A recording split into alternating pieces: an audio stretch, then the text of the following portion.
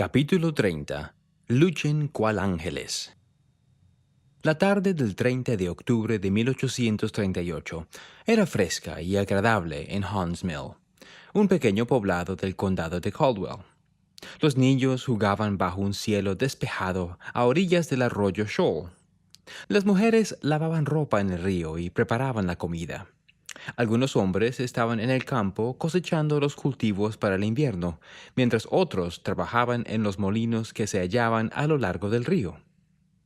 Amanda Smith se hallaba sentada en una tienda de campaña, mientras sus hijas, Elvira y Hortensia, jugaban a poca distancia. Su esposo Warren estaba en el taller del herrero, con sus 3 hijos varones, Willard, Sardius y Alma. La familia Smith solo se hallaban de paso en Hunts Mill. Pertenecían a la compañía de santos pobres que habían dejado Kirtland durante aquel verano boreal. La travesía de la familia se había demorado debido a un problema tras otro, lo cual los había obligado a separarse de los demás. La mayor parte de la compañía ya había llegado a Far West, y Amanda y Warren estaban ansiosos por retomar el viaje. Mientras Amanda descansaba en la tienda, vio señales de movimientos afuera y permaneció quieta y en silencio. Un grupo de hombres armados y con el rostro pintado de oscuro avanzaban sobre el asentamiento. Tal como a otros santos del lugar, a Amanda le habían preocupado los ataques del populacho. Antes de detenerse en Hunts Mill, los de su pequeña compañía habían sufrido la agresión de algunos hombres que habían irrumpido en los carromatos. Les habían confiscado las armas y los habían dejado bajo custodia durante 3 días antes de liberarlos. Cuando la compañía llegó a Hunts Mill, los líderes locales les habían asegurado que el poblado era un sitio seguro.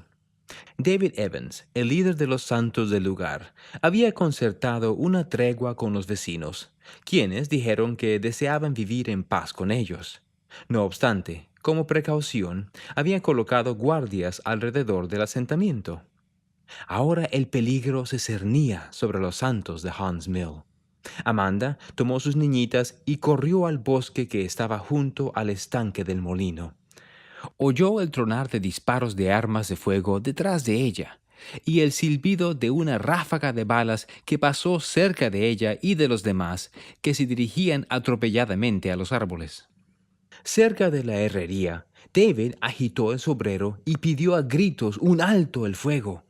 El populacho hizo caso omiso y prosiguió el avance, al tiempo que disparaba de nuevo a los santos que huían. Amanda corrió aferrada a sus hijas hasta una cañada, mientras más proyectiles le pasaban zumbando por el costado.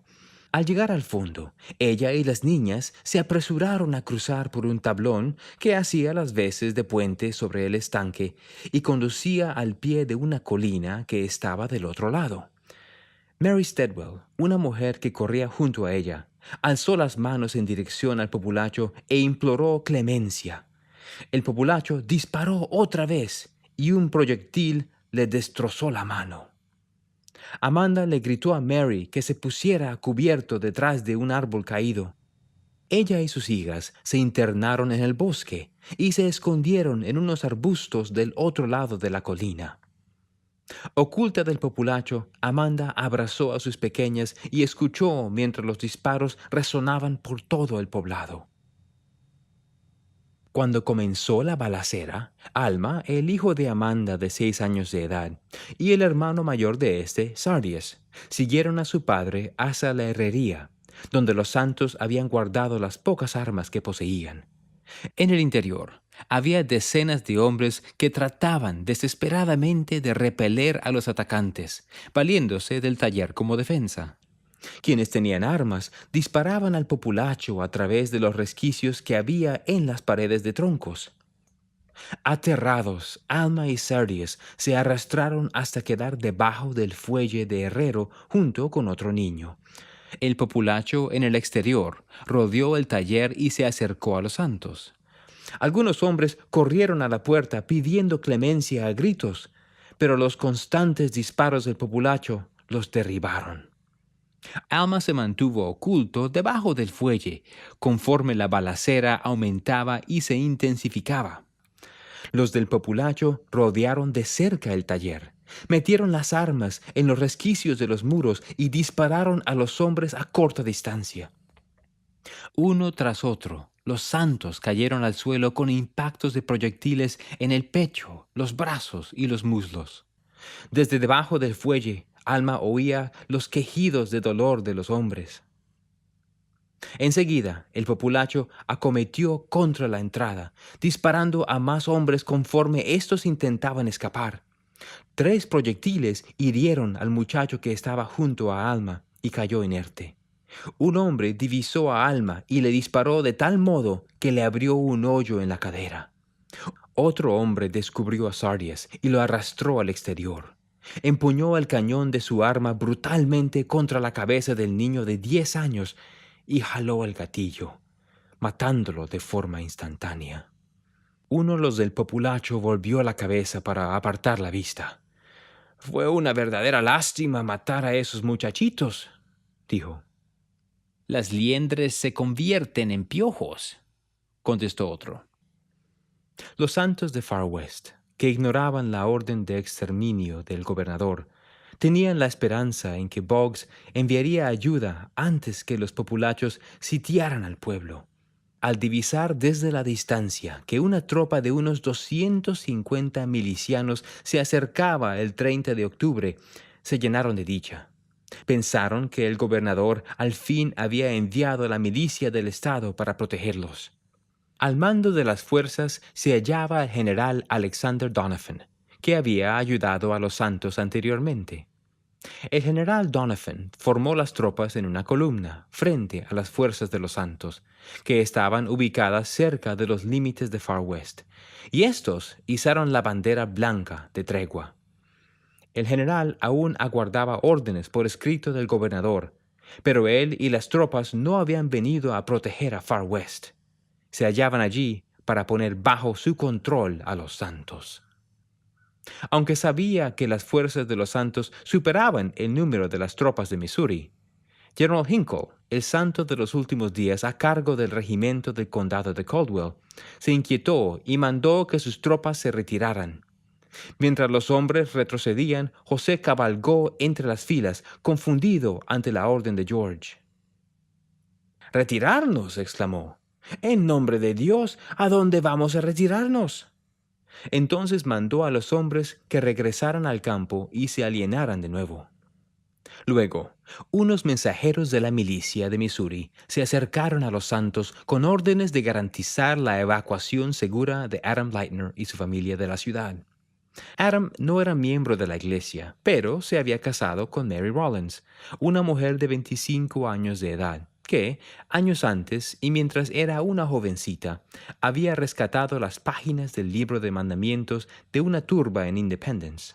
A Adam y Mary se les había emplazado a salir de Far West junto con Lydia, hermana de Adam, y el esposo de ésta, John Clemenson.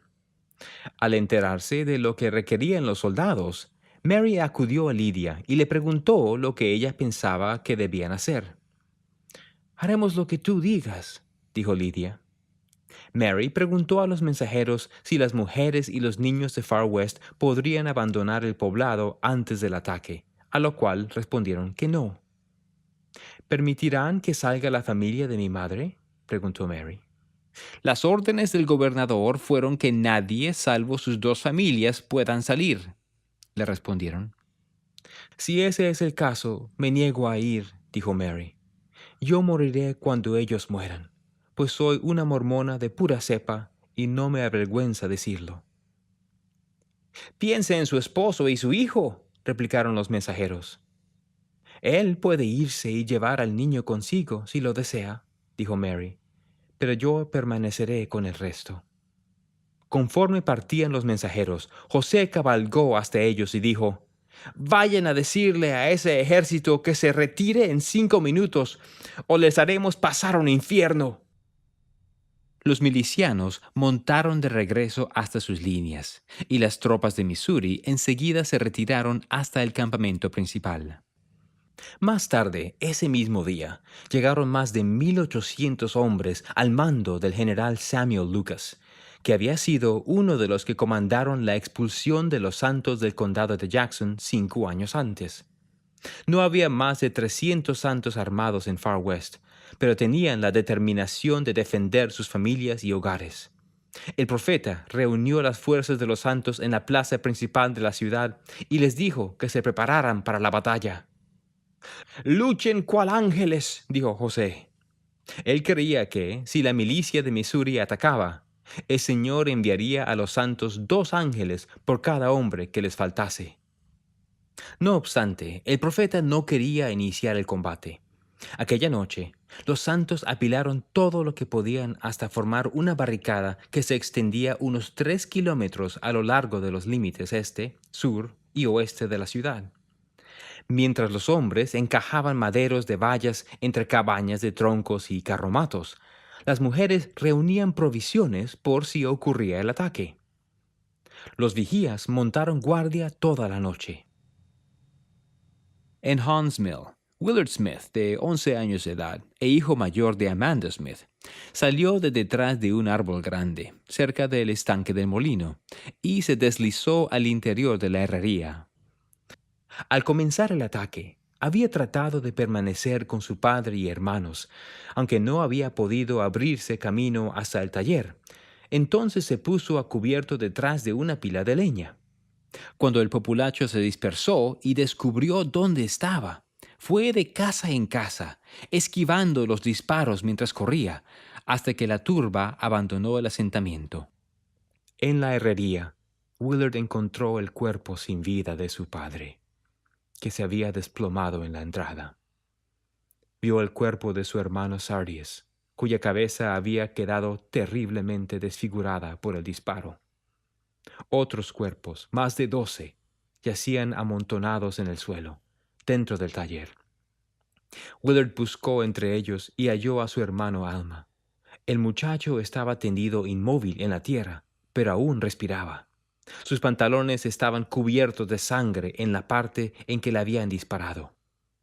Willard tomó a Alma en brazos y lo llevó afuera. Entonces vio a su madre que se dirigía a ellos desde el bosque. «¡Han matado a mi pequeño Alma!», gritó Amanda al verlos. «No, mamá», dijo Willard, «pero papá y Sardius están muertos». Llevó a su hermano hasta donde acampaban y lo recostó con cuidado. Los de la turba habían registrado la tienda de campaña, cortado y abierto los colchones y esparcido la paja. Amanda acomodó la paja como pudo y la cubrió con una sábana a fin de hacer una cama para Alma. Luego cortó los pantalones para ver la herida. La herida estaba en carne viva y era terrible. La articulación de la cadera había desaparecido por completo. Amanda no tenía idea alguna de cómo ayudarlo. Aunque podía enviar a Willard a buscar ayuda, ¿a dónde iría? ¿A través del delgado lienzo de la tienda de campaña? Oía los quejidos de los heridos y el llanto de los santos que habían perdido esposos, padres, hijos y hermanos. Cualquier persona que pudiera ayudarla se hallaba ya atendiendo a otra persona o llorando. Sabía que tendría que confiar en Dios. Cuando Alma recobró el conocimiento, Amanda le preguntó si creía que el Señor podía hacerle una cadera nueva. Alma dijo que sí, si ella así lo creía.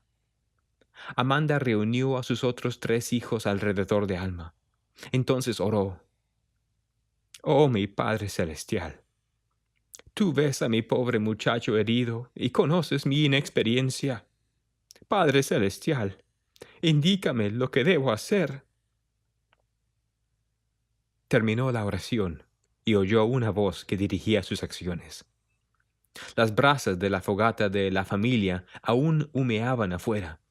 Entonces Amanda rápidamente mezcló cenizas con agua a fin de hacer una solución alcalina.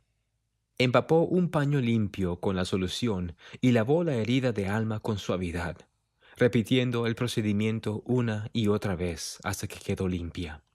Luego envió a Willard a recoger raíces de olmo. Cuando éste regresó, Amanda molió las raíces hasta reducirlas a una pulpa y la plegó para formar una cataplasma.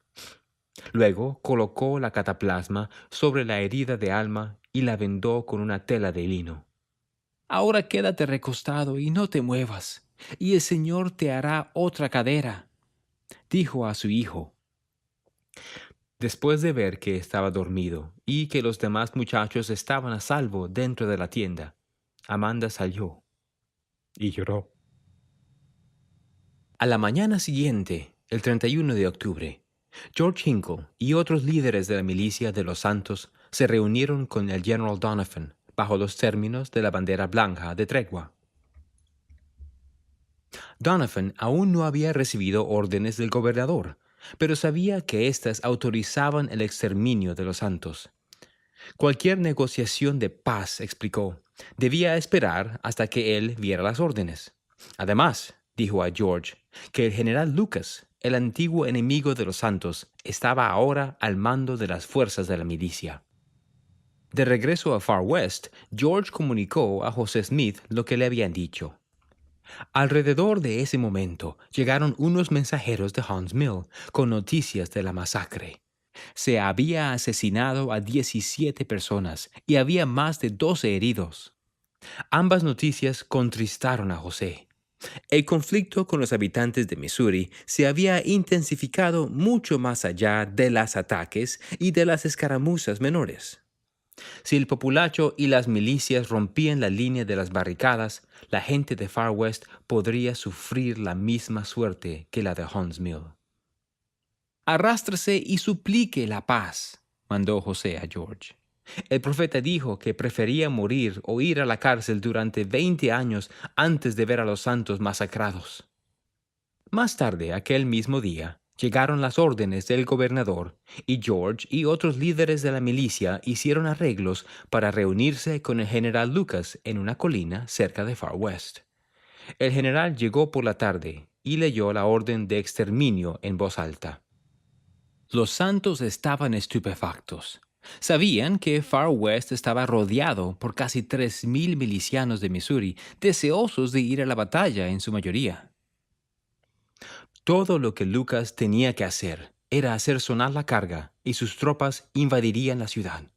Sin embargo, el general dijo que él y las tropas estaban dispuestos a mostrar algo de clemencia si los santos entregaban a sus líderes, entregaban las armas y aceptaban vender sus tierras y abandonar el estado para siempre. Dio a George un plazo de 1 hora para aceptar los términos. De lo contrario, nada detendría a sus tropas y aniquilarían a los santos. George regresó a Far West esa tarde sin saber si José aceptaría aquellos términos. En carácter de comandante de la milicia del condado de Caldwell, George tenía la autoridad para negociar con el enemigo. No obstante, José quería que consultara con la primera presidencia antes de aceptar cualquier propuesta de las tropas del estado. Al considerar que se agotaba el tiempo y la milicia de Missouri estaba en posición para atacar la ciudad, George dijo a José que el general Lucas quería hablar con él y otros líderes de la iglesia sobre finalizar el conflicto. Ansioso por salvaguardar a los santos del peligro, José accedió a hablar bajo los términos de la bandera de tregua. Aunque no era miembro de la milicia, José deseaba hacer todo lo que pudiera para resolver el conflicto. Él y George salieron de Far West poco antes de la puesta del sol con Sidney Rigdon, Parley Pratt, Lyman White y George Robinson. A medio camino, conforme se dirigían al campamento de Missouri, vieron que el general Lucas cabalgaba en su encuentro con varios soldados y un cañón. José supuso que venían para escoltarlos a salvo hasta el campamento. El general detuvo el caballo delante de los hombres y ordenó a sus tropas que los rodearan. George Hinkle caminó hasta el general y dijo: «Estos son los prisioneros que acordé entregar». El general Lucas desenvainó la espada y dijo: «Caballeros, ustedes son mis prisioneros». Las tropas de Missouri estallaron en estridentes alaridos de guerra y rodearon a los cautivos. José estaba atónito. ¿Qué había hecho George? La confusión del profeta se tornó en ira y exigió hablar con Lucas, pero el general lo ignoró y se alejó a caballo. Las tropas condujeron a José y los demás hombres al campamento de Missouri. Una multitud de soldados despiadados los recibió con insultos y amenazas. Mientras José y sus amigos pasaban frente a las formaciones, los hombres vociferaban triunfalmente y les escupían el rostro y la ropa. El general Lucas puso a José y los amigos de éste bajo fuerte custodia y los obligó a dormir en el suelo frío. Sus días de hombres libres habían acabado. Ahora eran prisioneros de guerra.